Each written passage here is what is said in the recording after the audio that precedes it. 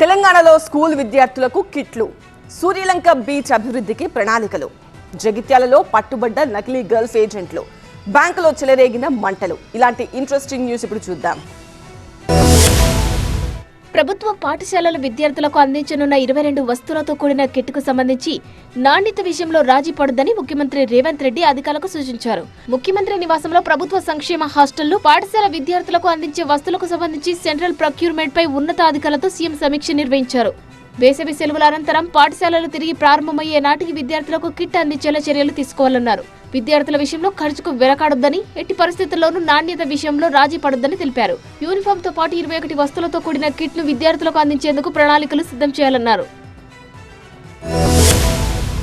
Suryalanka beach ను aerial view ద్వారా పరిశీలించారు ముఖ్యమంత్రి చంద్రబాబు, మంత్రి నారా లోకేష్. రాష్ట్ర ప్రభుత్వ ప్రతిపాదనలతో సూర్యలంక బీచ్ ను పర్యాటక ప్రాంతంగా తీర్చిదిద్దేందుకు స్వదేశీ దర్శన్ 2.0 కింద 97 కోట్లను విడుదల చేసింది కేంద్రం. ఆ నిధులతో షాపింగ్ స్ట్రీట్, పార్కింగ్ సదుపాయాలు, administration building, tourist information building పనులను ప్రారంభించారు. వీటితో పాటు సూర్యలంక ఎక్స్పీరియన్స్ జోన్ కూడా ఏర్పాటు చేసేందుకు ప్రణాళికలు సిద్ధం చేస్తున్నారు.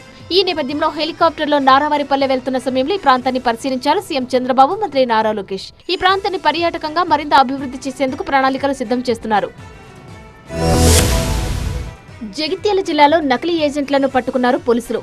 TV9 జగిత్యాల పోలీసుల జాయింట్ ఆపరేషన్ లో నకిలీ ఏజెంట్ల గుట్టురట్టయింది. నకిలీ గల్ఫ్ ఏజెంట్ల ఆఫీసులో పోలీసులు తనిఖీలు చేపట్టి 114 పాస్పోర్ట్లు స్వాధీనం చేసుకున్నారు. గల్ఫ్ ఏజెంట్ గంగాధర్ ను అరెస్టు చేశారు. జగిత్యాల జిల్లాకు చెందిన గంగారెడ్డి, నర్సయ్య అనే సబ్ ఏజెంట్లతో పాటు ప్రధాన ఏజెంట్ గంగాధర్ కలిసి ఉమ్మడి జిల్లాలో పలువురికి ఒమన్ లో ఉపాధి కల్పిస్తామని నమ్మబలికాడు. ఇది నమ్మి చాలా మంది గంగాధర్ దగ్గరికి వెళ్లారు. అక్కడ మంచి వేతనంతో పాటు సౌకర్యం ఉంటుందని మాయమాటలు చెప్పాడు. అయితే ఒమన్ కు వెళ్లిన తర్వాత అక్కడ ఎలాంటి కంపెనీ లేకపోవడంతో విజిటింగ్ వీసాతో మోసపోయామని బాధితులు తెలుసుకున్నారు. మేడ్చల్ జిల్లాలోని ఘట్కేసర్ సమీపంలో అగ్ని ప్రమాదం జరిగింది. అన్నాజీగూడలోని కెనరా బ్యాంక్ లో మంటలు చెలరేగాయి. ఈ ప్రమాదంలో పలు ఫైళ్లు దగ్ధమయ్యాయి. ఆ తర్వాత ఫైర్ సిబ్బందికి సమాచారం అందించడంతో ఫైర్ ఇంజిన్లతో మంటలను అదుపు చేశారు.